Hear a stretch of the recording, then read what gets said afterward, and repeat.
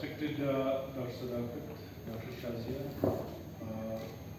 my doctor team of Hemophilia DK Center, paramedical staff,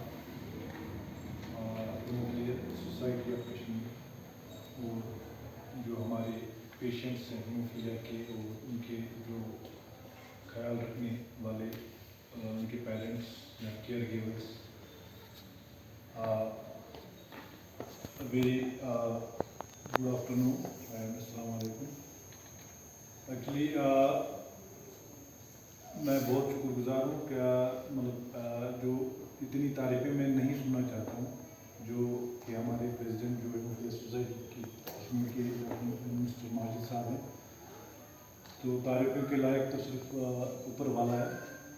हम तो इंसान हैं, हम कोशिश करते हैं कि और इंसानों से एक खता भी होती है, हम कोशिश करते हैं कि हम सारे मिल बैठ के हम इंसानियत को ज़िंदा रखें।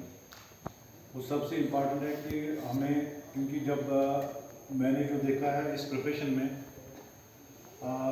जो पेशेंट होता है, पेशेंट की जो फीलिंग और पेन एज ए प्रोफेशनल हमें फील करनी चाहिए, क्योंकि हम भी इंसान हैं, हमें भी रिश्ते हैं, हमारे भी सोशल जो भी है हमारे साथ हैं। जब हमें अपना कोई बीमार होता है तो हमारे दिमाग पे क्या असर होता है, तो वो फीलिंग्स जब हम रखेंगे हर एक बीमार के साथ कि ये बीमार भी किसी का रिश्तेदार है, ये बीमार भी किसी का औलाद है, किसी का मतलब बाप है, भाई है, बहन है या कोई है, तो उसके पे क्या गुजरते हैं। जब अपने पे जब हमें कोई प्रॉब्लम आ जाती है घर में या कोई बीमार हो जाता है तो हमें हमारे दिमाग में कैसा कन्फ्यूजन होता है, तो वो कन्फ्यूजन देख के हमें उनके दिमाग को भी रीड करना चाहिए। तो मैंने यही एक उसूल बनाया है हमेशा कि मैं बीमार को हमेशा समझता हूँ कि ये मेरा अपना रिश्तेदार है, तो उस तरीके से उससे पेश करने की कोशिश करता हूँ। फिर भी मैं मतलब इस दुनिया में कोई भी 100% परफेक्ट नहीं है, तो गलतियाँ तो हो जाती हैं, लेकिन गलतियाँ मेरे ज़िंदगी का दूसरा असूल ये है कि जो मुझे गलतियाँ बोलेगा अपने जो मेरे मुंह पे बोलेगा कि डॉक्टर साहब आप ये गलत कर रहे हो, तो वो उससे मैं सबसे अच्छा दोस्त मानता हूँ। जो मेरे को ये बोलेगा कि आपकी ये गलती है, और अगर वो जेन्युइनली गलती होती है तो उससे मैं वो दूसरी बार वो दोहराता नहीं हूँ, तो उससे मेरे को ये एक फ़ायदा मिलता है कि मैं अपने आप को मॉडिफाई करता हूँ। तो इसलिए हेल्दी क्रिटिसिज्म और जो भी कोई फीडबैक, नेगेटिव फीडबैक देता है मुझे मुंह के सामने, मुझे वो सबसे प्यारा हो जाता है।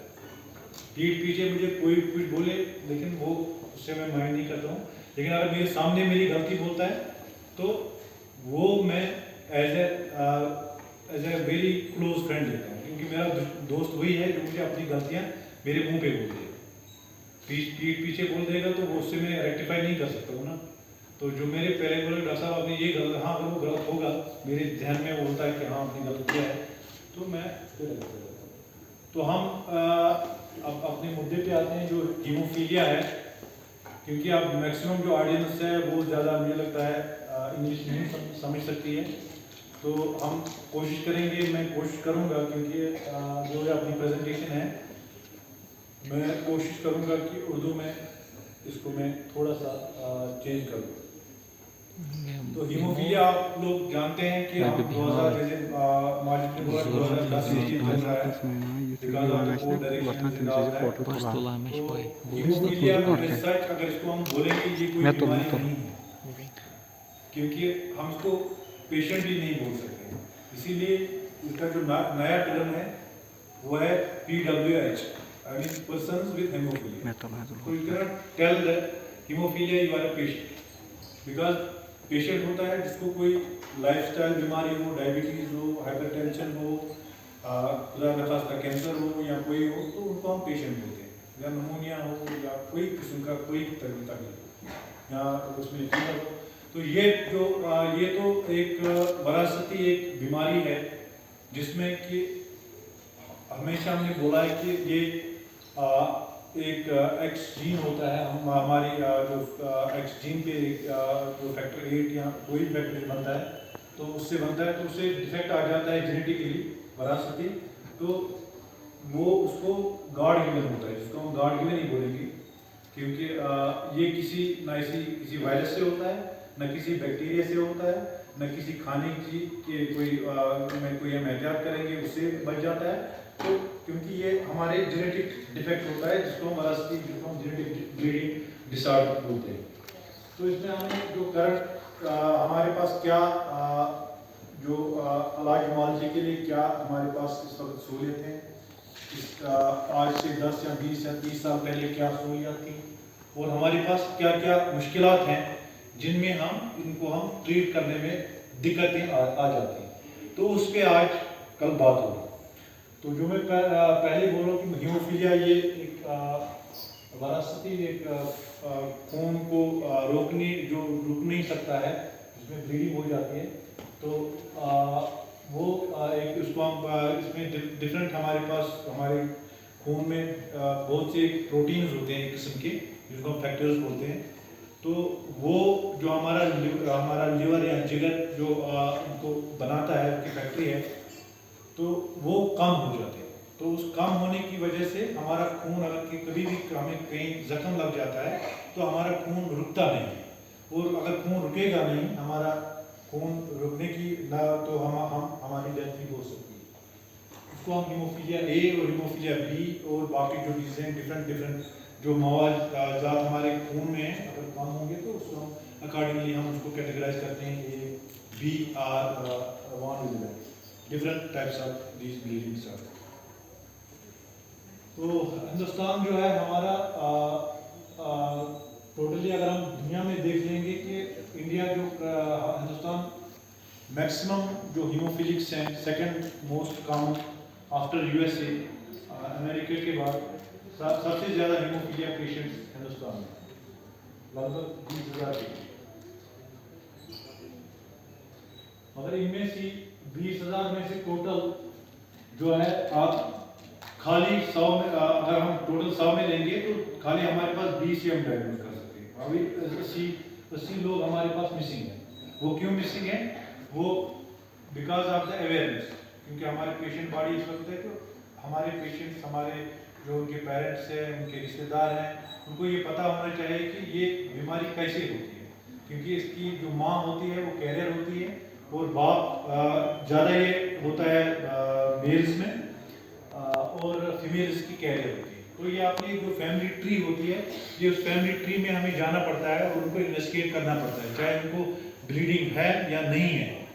तो उसमें जिस फैमिली में भी कोई भी बच्चा हीमोफीलिया है, तो उसके फैमिली में हमें सारे मैटरनल्स और जो पैटर्नल जो भी हैं, उनमें से हमें जो भी उनकी ट्री है, फैमिली ट्री, उनको हमें स्क्रीन करना पड़ता है।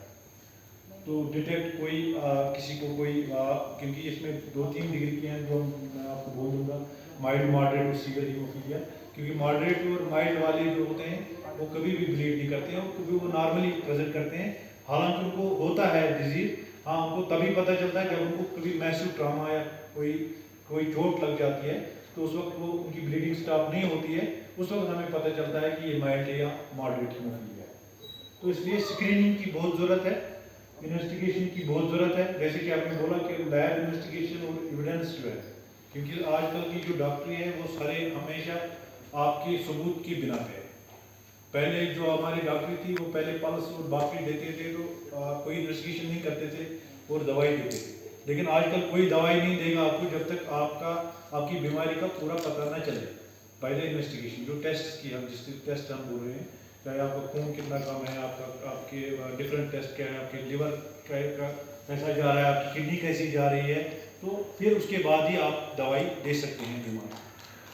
तो इसीलिए हमें इन्वेस्टिगेशन की बहुत ज़रूरत है। जो हमने लैब्स हमने यहाँ स्टार्ट किया हमारे हीमोफीलिया, उससे हमें बहुत फ़ायदा मिला। जैसे माजिद ने आपको बोला कि बहुत से पेशेंट्स हमारे हीमोफीलिया ये थे, वो उनको हम फैक्टर 8 देते थे, वो रिस्पॉन्ड नहीं कर रहे थे, फिर हमने री इन्वेस्टिगेट कराया उनको, तो अल्टीमेटली वो फैक्टर 9 डेफिशिएंसी निकले, और जब हमने उनको फैक्टर 9 दिया तो वो पेशेंट्स ठीक हो गए। तो ये इसको हम कहते हैं एविडेंस बेस्ड मेडिसिन, सबूत के बिना पे जो हम दवाई देते हैं। तो ये मैं ज़्यादा आपको ये बोल रहा था कि इसमें 3 कैटेगरीज की जो ब्लीडिंग डिसऑर्डर्स होते हैं, माइल्ड, मॉडरेट और सीवियर।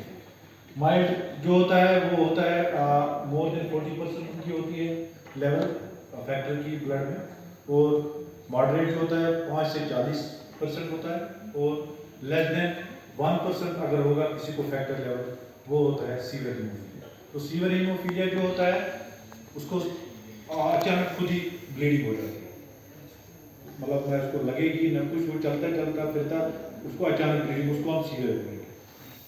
और मॉडरेट वो होता है उसको अगर लगेगी, चोट लगेगी तो तब उसकी ब्लीडिंग हो जाएगी।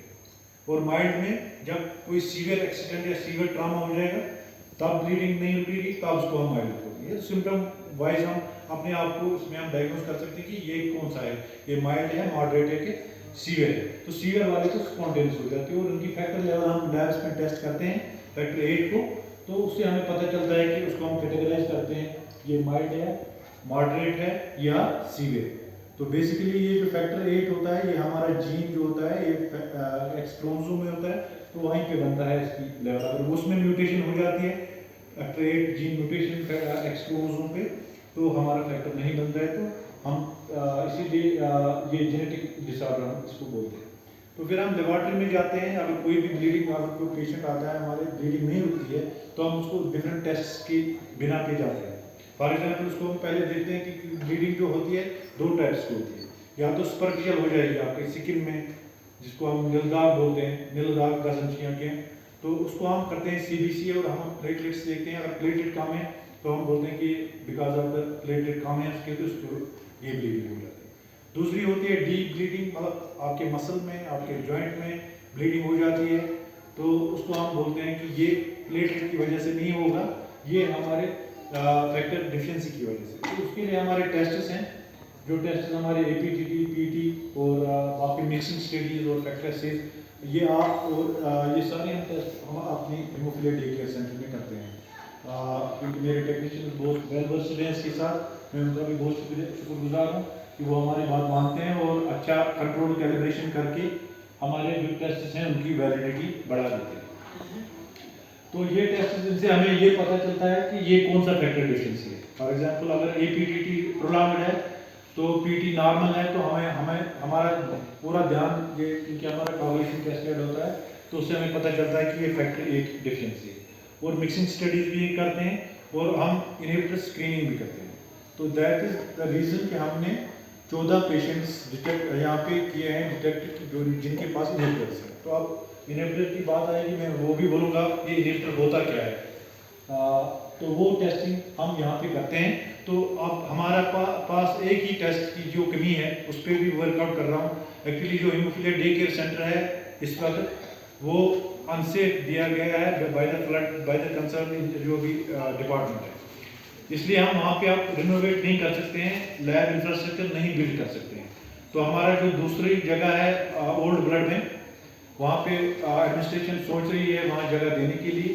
तो वो जगह जब बन जाएगी तो वहाँ पे हम एक कंप्लीट हीमोस्टैसिस लैब बना देंगे। वो मेरा वादा है, अगर ज़िंदगी रही तो हम आपको वो अच्छी लैब वहाँ पे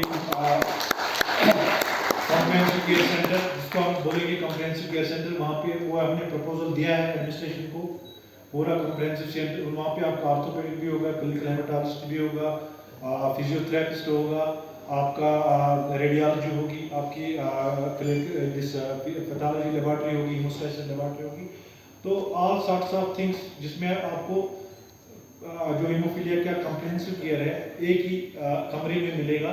तो वो हम उस पर कोशिश कर रहे हैं अगर हालात ठीक रहे, क्योंकि 2 साल से because of the covid and lockdown and different reason हम ज़्यादा नहीं कर सकते। तो इसलिए लैब्स की हमें एक और इन्वेस्टिगेशन जो हमें बहुत अशद ज़रूरत है वो है हमारे इनहिबिटर एसेज की, जो बेटा ऐसे हम करते हैं। तो उसमें भी कोई दिक्कत नहीं है, हमें कुछ उसमें एक दो चीज़ें मंगवानी है, ग्राफ और बाकी चीज़ हमने लाई है, तो उस पर भी हम काम करेंगे, लेकिन वो हम कर लेंगे आगे क्योंकि वो हमें इनहिबिटर्स में वो ये पता चलेगा किसी को लो टाइटर इनहिबिटर है, किसी को हाई टाइटर इनहिबिटर है। जिनको लेस देन 5 बेसिसर यूनिट होते हैं तो लो टाइटर कहते हैं, जिनको मोर देन 5 बेसिसर यूनिट को हम हाई टाइटर कहते हैं। तो उनका मैनेजमेंट पे उस पर डिपेंड, वो डॉक्टर बोल देंगे आपको कि कितना उस पर असर पड़ता है। तो ये होती है कि मतलब इसमें जो हम बात करते हैं हीमोफीलिया में, ये इसमें होती हैं डिफरेंट टाइप्स ऑफ ब्लीड्स। एक तो होती है जो जानलेवा ब्लीड होती है, लाइट, जिसको हम लाइफ थ्रेटनिंग ब्लीड कहते हैं, जिसमें जान जा सकती है। तो वो ब्लीड्स कहाँ कहाँ होती है? या तो आपके दिमाग, ब्रेन में हो जाएगी, वो भी जान ले सकती है।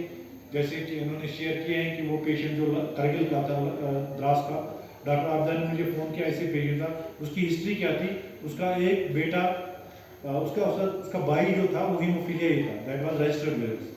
तो दूसरा जो बच्चा था, I think he was just 10 months old था, वो अभी वो स्क्रीन नहीं हुआ था। इसीलिए मैं पेशेंट बॉडी को ये बात बोल रहा हूँ कि आपके पेशेंट, जो आपके बच्चे हैं, जो हीमोफीलिया ए है, हीमोफीलिया बी है, तो आपके बच्चे जो है, मतलब आपके जो मतलब बाकी जो है रिश्तेदार जो आपकी फैमिली में है, उनको भी प्लीज़ आप सेंटर पे लाया करें, चाहे उनको ब्लीड हो या ना हो, उनको टेस्ट कराएं। इस बच्चे को क्या हुआ था, उसको पता था क्योंकि वो द्रास का था, तो उस बच्चे को हीमोफीलिया ए था, मतलब वो हमारे पास रजिस्टर्ड, तो ये उसका दूसरा भाई था, अभी मतलब पैदा ही हुआ, मतलब 10-15 महीने का था।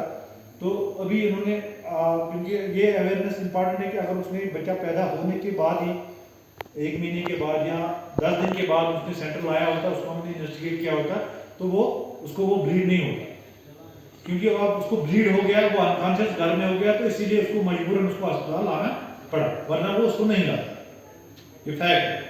तो जब उसने लाया तो हमने बेनिफिट ऑफ डाउट देके कि इसका एक भाई हीमोफीलिया है, तो ऑब्वियस रीजन था इसको भी हीमोफीलिया होगा, that is why he blood life threatening.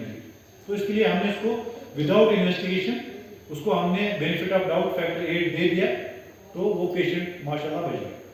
तो ये इंपॉर्टेंट अवेयरनेस प्रोग्राम जो है, इसलिए आपको मैक्सिमम पेशेंट्स जो हैं, बिकॉज पेशेंट्स को खुद की खुद केयर करनी है, अपने बच्चों को, अपनी फैमिली को, अपनी ट्रीज को हमेशा आप यहाँ लाइए सेंटर पे, जिसको इन्वेस्टिगेट नहीं हुआ है, चाहे उसको ब्लीड हुआ है या नहीं हुआ है, फिर भी आप उसको लाइए। ये नहीं है कि मतलब हमेशा जो बीमार होता है या पेन पेशेंट को अस्पताल आती है, या कोई स्वेलिंग या कुछ भी हो तभी आता है। जब अगर मैं नॉर्मल हूँ, मैं कभी हॉस्पिटल नहीं जाऊँगा, लेकिन आपके केस में वो डिफरेंट है।